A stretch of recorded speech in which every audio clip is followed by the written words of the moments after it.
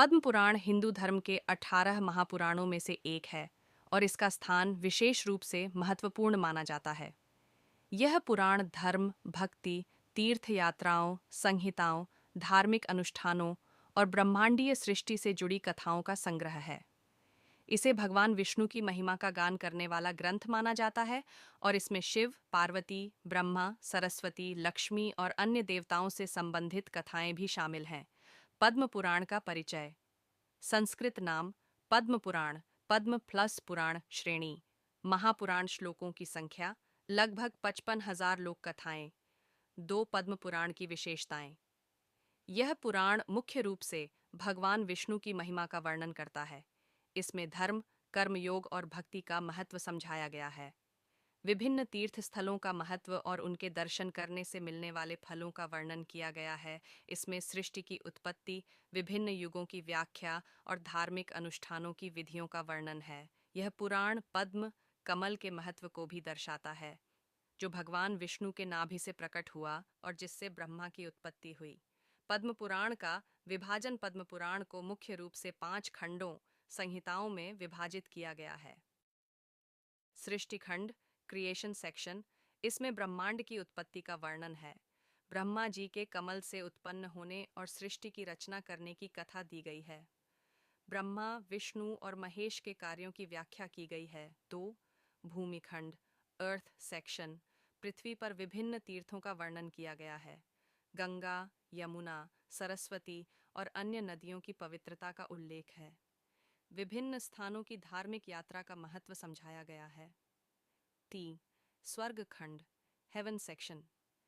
यह खंड मुख्य रूप से पुण्य और पाप के प्रभावों को समझाने पर केंद्रित है। स्वर्ग, नरक, पितृलोक और अन्य लोकों का विस्तृत वर्णन दिया गया है। धर्म के पालन से प्राप्त होने वाले दिव्य फलों को समझाया गया है।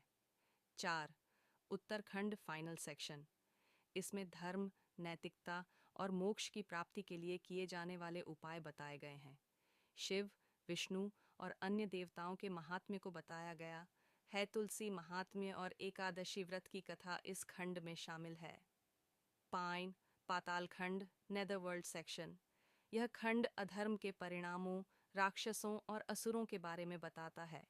इसमें भगवान विष्णु के अवतारों और उनके द्वारा असुरों के संहार की कथाएं दी गई हैं। धार्मिक नियमों के उल्लंघन से होने वाले दुष्परिणामों का विवरण भी मिलता है। पद्म पुराण की प्रमुख कथाएं। 1 सृष्टि की उत्पत्ति। भगवान विष्णु के नाभि से एक कमल पद्म प्रकट हुआ, जिससे ब्रह्मा की उत्पत्ति हुई। ब्रह्मा जी ने इस सृष्टि की रचना की और 4 युगों सत्य, त्रेता, द्वापर और कलयुग की शुरुआत की। 2 तुलसी और शालिग्राम की कथा। तुलसी देवी भगवान विष्णु की परम भक्त थीं। उनके पति जालंधर नामक असुर को हराने के लिए विष्णु जी ने एक लीला रची।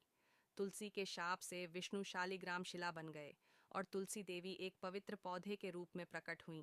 3 गंगा नदी का महत्व। गंगा को स्वर्ग से पृथ्वी पर लाने की कथा भगीरथ की तपस्या के माध्यम से बताई गई है।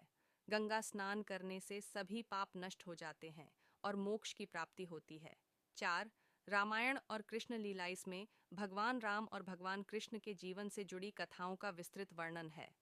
श्री राम के आदर्श जीवन और कृष्ण की बाल लीलाओं को विस्तार से बताया गया है। 5 एकादशी व्रत का महात्म्य। इस पुराण में एकादशी व्रत का महत्व बताया गया है।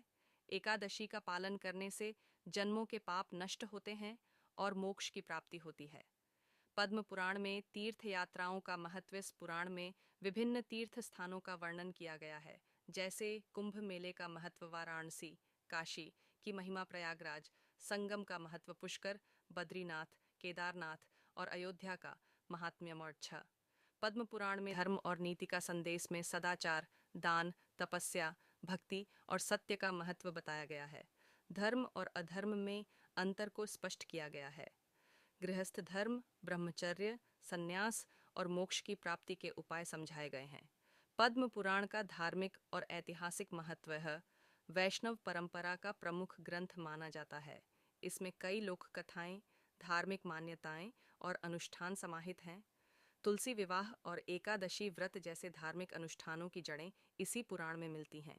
इसमें दिए गए उपदेश और कथाएं आज भी धार्मिक और नैतिक जीवन का आधार मानी जाती हैं।